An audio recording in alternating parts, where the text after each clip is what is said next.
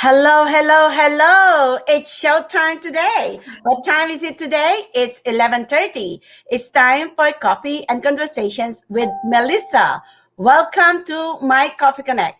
I am Melissa Ducas. I'm the founder and CEO of My Coffee Connect. It's a quality connections for business to business where you can meet, connect, and collaborate. What are the things that I can solve if you are going to attend My Coffee Connect? Number one, all you have to do is sign up and show up, and the connections is going to be ready for you. Four exclusive per category is going to be prepared for you to talk about your business in and you number two, you have 5 minutes to talk about your business. Plus, I'm going to give you a guidelines for you to talk about your business. Number three, since the Zoom connections, we are all in Zoom. There's no exchange business card. So all you have to do is fill in your info and I will copy and paste your info and put it all together and email you the connections info the next day after the event. So if you want to connect with us, you can email me at info@wibsn.com if you want to be my guest on February. We are going to have an open house on February. So if you want to be my guest or Kelly's guest, you can email us and we can give you the link. So the special segment for today is Show and Tell with Melissa. So I am here to tell you, I will show and tell you my members of my Coffee Connect, and my members will show and tell you what's new to them and their business. I am so happy and excited to present to you the awesome realtor in Pennsylvania. Please welcome Kelly Steyn of Compass Realtor. Thanks for having me, Melissa. Yeah, Happy to be here. yeah. I am so excited to let everyone know that we are now closed for realtor, residential realtor, because I already have the two um, members of that, and I am limiting the same category to four categories. So we are now welcoming commercial realtor. If you know anyone commercial realtor, they are going to be welcome to our My Coffee Connect. So Kelly, share us your experience about My Coffee Connect before and after, now that you are a member. Yeah, so I've been doing the Coffee Connect, and I've known you for I guess many years now. And it's just been a great resource, especially now. So now networking is weird. It's all virtual. And this is just a great way to meet new people on a regular basis, get nice connections, and really it's timed and structured really well to make you meet quality connections, like we're not just in a big room, and you're actually getting some intimate time and getting to know people and what they're looking for and what they do. So it's been a great experience. Yes, that's awesome. And what you call this? Now that you, I present to you my lifetime member. It's time for me to what you call this to ask Kelly about for you to know about her and her business. So Kelly, what is your word for 2021? My word is collaboration. Yes. That's always important to me, but that's a big thing for me this year. I'm always looking to collaborate with other professionals and other people in the area and now out of the area, which is exciting because I feel like now we're just able to spread our wings further with more virtual opportunities to collaborate and help my clients, help myself grow, help their clients if I can be a resource for them. So I'm just looking for fun and exciting ways to collaborate with people and ultimately grow my business and grow myself personally. Yeah. And what is exciting new for you? So one of the big exciting things is starting this year, I switched brokers. So I was with a previous broker for about 7 years, and it was a great opportunity. I loved it, but I was just ready for a change. And now I'm with Compass Real Estate. Where my office is based in Ardmore, and this is my home office in King of Prussia. So I work about a 15-mile radius of King of Prussia. So I'm really excited for this new opportunity with Compass Real Estate. So that's That's the biggest change and biggest news for me 2021. So how is it for you? Do you have a lot of listings now, or are you receiving listings? How? Well, I don't have as many as I would like because no one's listing their houses. So yes, I just listed one today actually, in Glenside area. So if you know anyone, but we are in an extreme shortage. So I'm actively out there trying to get listings or even just get people to sell that for my buyers, because there's way more buyers than listings out there. It's so competitive. Every week I feel like I'm in, I have multiple offer situations that are 10, 15, 20 other competing bids. Mm-hmm. So that's just a lot of buyers that are competing for this one house. So we're all out there trying to get these houses. So that's my biggest mine. And I'm sure lots of agents in the area were trying to get more listings out there. So That is exciting. So, what are the tips that you can give for the people who are selling and trying to sell their house? tips to get their house ready, I guess. Mm-hmm. Well, definitely get in touch with an agent early on to see how you can best prep your house to showcase it best against the competition to get max dollar. You really want to just handle those things to make the curb appeal. I always recommend fixing those things that you know in your house that are a little like annoying, like a leaky faucet or something that's not a huge deal, but you just put on the back burner for so long. Just get those out of the way, fix those nitty gritty things to make it show the best. Yeah, clutter too. And then is it Clutter. good too that if you have open house and then take off the family pictures and everything? So, So depersonalizing is part of decluttering. So you do want to depersonalize. I mean, the main thing is that you want buyers to envision themselves in the home. yes, So when they walk in, seeing a family portrait can be a little hard for them. yes, I don't think like you have to get 100% out.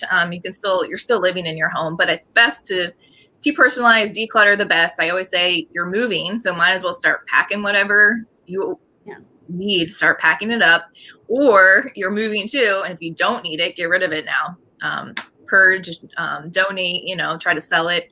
Now yeah. it's a great time to like sell on Facebook Marketplace. I go on there all the Mhm. time. So there's great opportunities out there to start getting rid of things.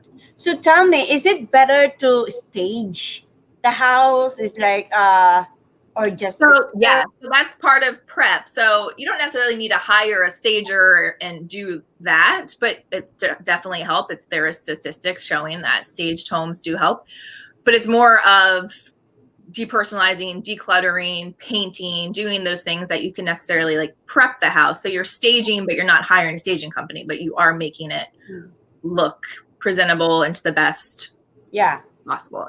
Is it part of your service that you can stage or just help them to stage? Absolutely. Yeah, I always help. And that's why it's often I work with a lot of seniors that are downsizing. So not seniors, but retirees or even older. But I work often with them a year out or 2 years because it takes a lot of time if you've been living in a home for 30 years to start that process, and it can be a little overwhelming. So I often meet with homeowners that are wanting to sell. They know that's their ultimate goal, and I just help them prepare and what to do next. What if you need to paint, if you need to update appliances, declutter some bedrooms, stage some bedrooms. So yeah, it's We have some viewers now. Hello, Trish. Good morning, ladies. Hello, Trish. Thank you for tuning in.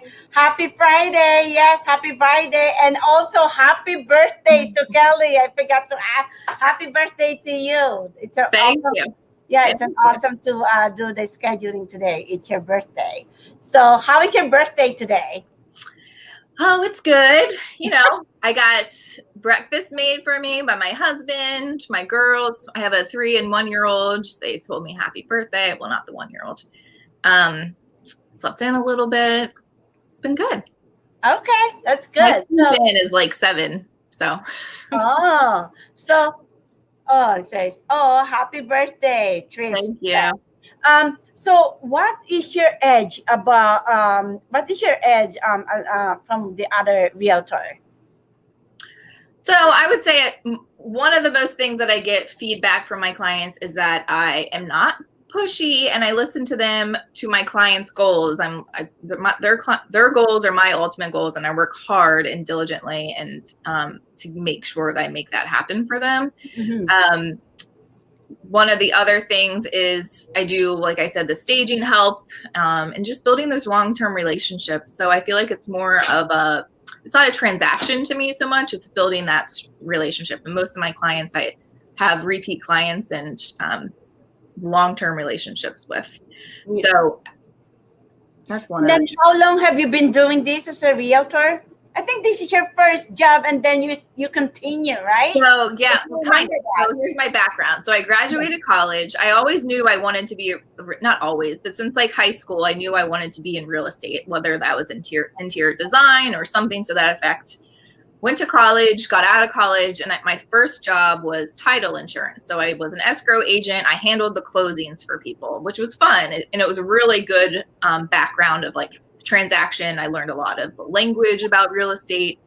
And then in 2007, I got my license and I sold new construction. So I was with a builder. So I wasn't necessarily a realtor, but I was a real estate salesperson, sold new homes until 2010. And then in 2010, I became an independent realtor.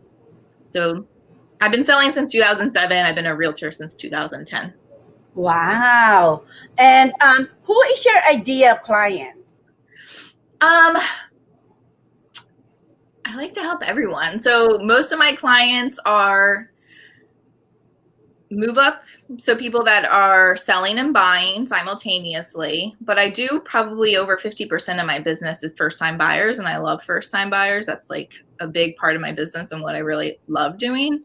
But over the years, I've also been growing into the seniors and downsizing. So my ideal client those are the two spectrums. First time, although I have had first time buyers that are in their 40s and 50s too. Which is really exciting because that's such a big accomplishment after so long. So those two areas are kind of my prime, scale down and then first time. How do you consider a first time buyer? How do you consider? Yeah, they didn't buy a house, that's it? Right. Yeah, so it's their first time buying a house. Wow. And I've had my youngest first time buyer, I think he was 20. Wow. Isn't that impressive? What kind of house? That is awesome. Condo. Yeah, it's awesome. And then what's that? Millennials. Yeah. Those are the first time buyer. Most of them, yeah. And then mostly probably some people who are downsizing, for those who are empty nesters. Yeah, empty nesters are huge for downsizing. And I've had people my age that are downsizing. They realize they bought too much of a house. They want to live more and work less on their house. So they've downsized too. So it could be anyone. Everyone has different, which is really exciting about the job too. It's like everyone has different goals and priorities. And I totally am open to, I love it. I love learning about all that stuff. And show us, like, what's your experience in 7 years, right? 7 years of experience in realtor. Can you share us your funniest moments that you experienced, the scariest moments that you experienced? Oh God. Share us something about your experience in the realtor. Most of the funny things come with showings, which people could probably imagine that you're walking into a house and showing a house that someone might live in. So that things can be unexpected. Walking in and there's people there that you weren't expecting, or I've walked into and there's someone sleeping in the bedroom or changing in the bedroom. What do you do if they're sleeping in the bedroom? So you walk out and say sorry. Like that's why I always knock if the door is closed. I always knock and ring the doorbell. Even if the house is vacant, I knock before I walk in there because you never know. Yes. Yes. So most of the funny things happen during the showings because it's the most like unknown. I just showed a house the other day and I didn't know. We walked downstairs and it was a funny. So we walked downstairs and there's a dog in the cage, which was a very sweet dog. We didn't even know. He didn't bark, but we were like all like taken aback because we weren't expecting a dog. And then we walk upstairs into one of the bedrooms and there was a bird like in the closet. So So I'm thinking, like, being a realtor is kind of like scary sometimes because how do you take care of yourself? Do you have some pepper spray in your I bag or do whatever? have pepper spray on my keychain and my car. Yeah. I'm not the poster child of safety, but it is scary. I will say I am better over the years, especially as I become a mom. Just the other day, I was going on a listing appointment and meeting someone at their home, and I shared my location with my husband, and I just Yeah, you have to him. let them know. Yes. So I've been better at doing that kind of stuff. Yeah. I never meet a stranger at a house to show. Yes. Yes. I meet them first. And especially now it's kind of nice too that virtual is more the norm. So if I'm like, hey, I'm going to jump on a Zoom call real quick. Yes. Just to talk more about your housing needs. Like that was a little unusual, say 5 years ago, to ask to do that. But now it's very acceptable and more normal. So yeah, that's what I do too. I'm not a realtor, but if I have some appointments that I'm not sure, I'm gonna tell my husband, honey, I'm not sure with this appointment. Like I'm go with your gut too. I have felt uncomfortable in houses before. I'll never go in the basement alone, like with a client, like if I don't know them. And when I sold new construction, it was actually more common for us. Like we had a panic button because you're in a model home all day by yourself. So I do that is good stuff back when I was doing new construction. Yeah, that is good. So that's good. We get to know more of you, and now we want to know you personally. So I have a few questions for you. So what is your idea of perfect happiness? It's so hard. It's I want to say when I feel the most happy is when I'm surrounded by people that are happy, when my family's happy, when my husband's happy, when I feel peace that everyone else around is happy, and I feel peace with myself. And most especially when you sold the house and then you give the key, right? That's the that's pure happiness. Yeah, I love. I mean, that's partly like what keeps me going. Is because you can have bad situations, bad clients, bad experiences, but whenever you have that exciting closing day for them, like that just keeps me going. You are always the beginning of the life of the family. Right. That is like, oh my God, realtor is awesome. And I hope that's always my goal. Is I hope they have a great experience and remember that. Yes. And what is now that because you're selling good, what is your greatest extravagance? I'm not good at spending money. And if anyone follows me on like Facebook or Instagram, I'm very into like less is more. So I don't buy things. Yes. So the biggest extravagance is travel. So I'm youngest of 5. All of my siblings live out of the state. My parents live out of state. My husband's from South Africa. His sister's in New Zealand and South Africa. So we spend money on traveling to see our family and having fun and when we can do that. I can't wait to be able to travel and see extended family again. So that's really what we like to go. And if we're going to go visit them, we're going to go to like Disney World or like do something like kind of fun as an experience too. So it's all about experience. They are open, right? The Disney Worlds are open. Yeah, but I'm not going to Disney World. Right? I know. Right? It's kind of like scary. Yeah. No. I hear you. So what personality trait in people raises a red flag for you? That's hard. I'm like almost to a fault. Like I always believe in people. Like I always see the good. My husband keeps me a little more solid. Dishonesty? I mean, yeah, dishonesty, but then sometimes if they're being dishonest. I guess just being sneaky, like not being like upfront with like questions. Yeah. Like I ask something and I feel like they're being around the bush or something, then I'm like, all right, what are they hiding? Yeah. So how about like, what do you think is worth waiting for?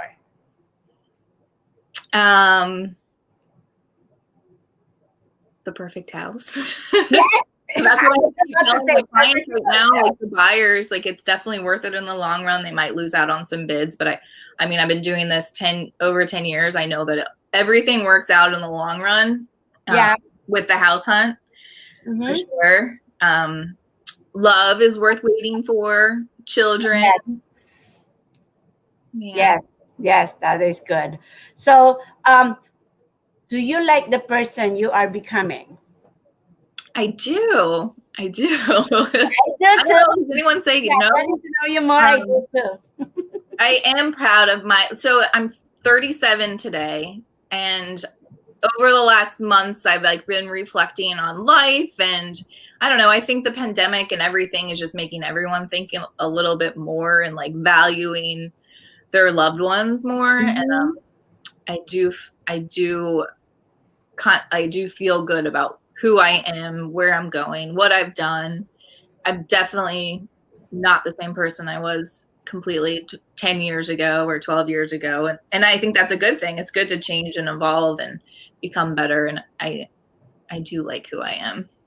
Yeah. Do you ever reinvent yourself? How could you reinvent yourself?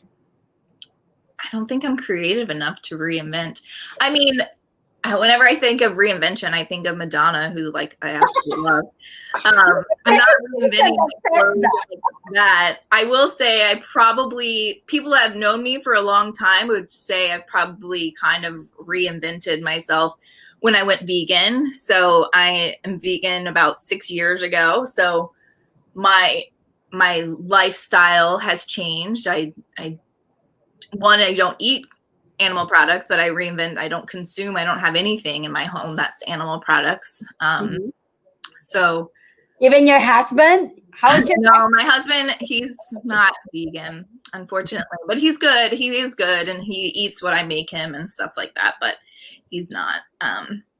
It's So all good. I guess that's kind of reinventing. It's not reinventing, it's just changing and evolving. Like I learned so much that I wanted to be vegan and support that lifestyle. So Yeah. Oh, so speaking about food, describe yourself in terms of food. I would say, I guess I'm like a burrito. Burrito is like they has meat. No, you can make. I just had a burrito last night. What? What kind? Beans, rice, Oh, yeah, veggies. yeah, yeah. Okay, But burrito. burrito because like I'm on the layer, you look like one thing, but I'm definitely multi-layered and full of goodness inside too. That is good. So, what kind of burritos that is vegan? So, beans, vegetables. So last night I actually made one with fake meat, beans, salsa, guacamole. There's so much that doesn't need. Everything can be meat free. Wait, vegan. You cannot have cheese and eggs, right? No, but you don't need Oh, cheese yeah. in a burrito. Um, Oh. I just had guacamole. But how can you drink milk? Almond milk? Yeah, Is I mean, I was never or- a milk drinker to begin with. I was a cereal eater. So cereal, I do whatever. There's so many options. Almond, oat milk. yeah, oat milk. Right Yeah. now in our fridge, we have almond milk. We have Ripple milk, which is like pea protein milk, and oat milk. Yeah, I tried almond milk. Oat milk, I don't know, but almond milk I like. So That is I mean, yeah, I would never like sit down and have a glass of milk even when I wasn't vegan. But yeah. Why did you start? Who inspires you to do the vegan thing? So it was when Netflix started streaming, like Oh, 2014, I guess we got Netflix yes. and we started watching all these documentaries like Forks Over Knives, Vegucated, I mean, multiple, I think Cowspiracy was later. I just started educating myself on the industry and it's not even like health really, it's more of, and I think that's how people continue to be vegan is it's not for, you're not plant-based diet, it's like a lifestyle. So it's being Do you have a health coach, or do you have a health coach, or you just study it by yourself? I just study by myself. I was a horrible vegan like the first couple of years, like not Of like course. Yeah. I wasn't I was eating not crappy food, but I wasn't making as much as I wanted, like from scratch. So I was doing a lot of the processed stuff and just like what was ever easy. one of my goals this year is to make more meals. It's just hard with work, but Yeah. like from scratch, but lots of things are easy to veganize, which is really helpful. And the last like 5 years has been super like easy to buy things now, like beginning is hard. I don't know, people that have been doing this for 20 years, like God bless them, like good for you, because it was really hard back then. Yeah. How is your experience now that what's the experience between like you change it to vegan? Like what's new, how do you feel? Like how do I feel physically? Yeah. Yeah. Good. I mean, I felt the best with getting rid of dairy, and I feel like people say that a lot. Because growing up, I was told I was lactose intolerant and things like that, and it just all over. I felt less bloated and better getting rid of dairy. But I mean, I just feel better inside and out that I am not harming animals, basically. Yes. Yes. I feel like living by what I feel and what I feel. Yeah, I saw somebody's wearing the t-shirt like, I don't eat anything that poos or something like that, and I'm trying to figure out, oh, it's vegan or something like that. Like I'm thinking like, what is that? What's that for? I think it's vegan. Well, and I totally understand why it's hard for many people to do it. And like, I respect anyone that tries to do it. I mean, but even if I always preach like one meal a day, like doing it. Yeah. It's better for the environment, it's better for animals if everyone did that. But yeah, that's nice. So, oh my goodness, we are, can you tell us what is the one good tip that you can tell the buyers or the buyers or sellers about what you do? So one good what I do, or so one good What tip you for do buyers as a realtor, is get pre-approved sooner than later. If you're thinking you want to buy a house this year, talk to a mortgage rep sooner than later. Get in touch with your agent because you really want to have your finances in order. You can't put offers on houses without the pre-approval. But even if you're not at that step to buy a house, sometimes if you do the pre-approval, you might find something that came up. Your credit's a little low, or you need to save more money, or you need to do something. So if you do that now, it gives you time to prep if you need a couple months. So that's really, really important to do that sooner than later. Do you have any events that you are, telling people about what you do? Like any lectures or something like that? Do you have but I am starting to work on this year, my webinars and events this year. This like next month, I'm starting to plan out everything. I used to be really good, and you've attended. Yes. Yeah, I've been there before. Various types of events. I love hosting events and bringing in and collaborating with different professionals on home maintenance, on how to prep to buy a house, how to prep to sell a house, but also just how to live in your home too, and how to make sure it's safe and you're maintaining it properly, because it's a huge investment. So I've done some of those, and I'm going to do a couple more with real attorneys this year with how to best protect yourself, both buying and selling. So attorneys have done a couple with me as well. So those are all in the works.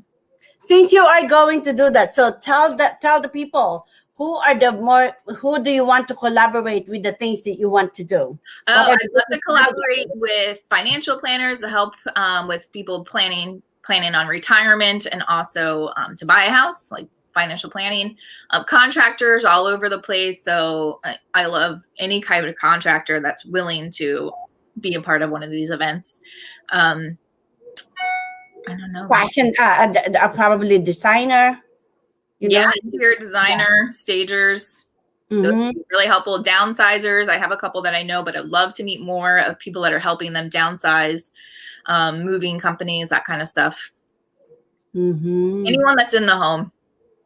Anyone that that can think of that can collaborate with a realtor. Right. Yeah, awesome. So what are the I think I asked you about this, your ideal client, right? Your ideal client, again, tell us your ideal client. The ideal client is someone, a couple, single family wanting to get into this real estate market in 2021, would love an introduction to help get them prepared and on the right foot in this crazy market we're in. And also home sellers, homeowners, someone that's looking to downsize, whether it's this year or next year, love an introduction so I can help them best prepare their home as well. And then how are the people can connect you if they want to sell or buy the house? You can email me at kelly.steyn, and Steyn is STEYN @compass.com, or call me on my cell. Should I get my cell out on here? It's up to you. It's up to you. I mean, it's everywhere anyway. 484-343-2406. Call, Awesome. whatever you prefer. Okay, thank you so much, Kelly, for getting to know you more. We are so excited to. If you want to meet her at my Coffee Connect, go join us on February. We are an open house. You can be Kelly's guest or my guest, or we will send the link soon. So I will send the link soon at my Coffee Connect, Coffee Conversations. And also, thank you so much, Tris, for tuning in. And if you want to watch the replay, you can watch us at YouTube. Thank you, everyone. Thank you. And have a great day. Don't go out there. We have to finish the recording.